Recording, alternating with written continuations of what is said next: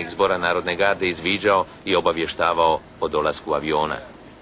Tog dana ti avioni koje sam snimio vraćali su se iz Šibenika prema nama, išli su more, odnosno poviše mora.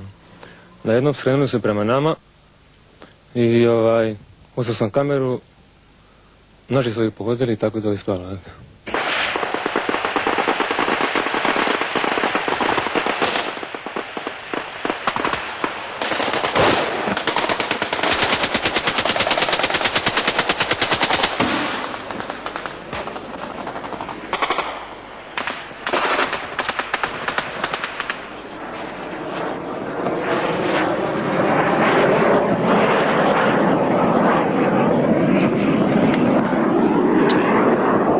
Pogodio ga!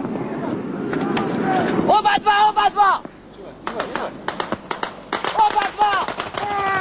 Oba dva! Oba su pala!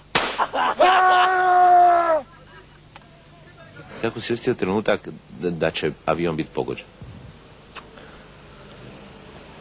Imao sam povjerenja ove suborce, ostale gardiste koji su bili zaduženi za gađanje aviona.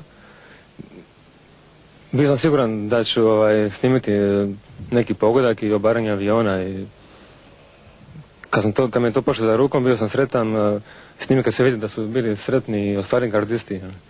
Tako, jedan izuzetan doživljaj, makar to snimak smrti nekih ljudi, ali ti ljudi su zločinci, gađali su nas, gađali su civila u Šibeniku.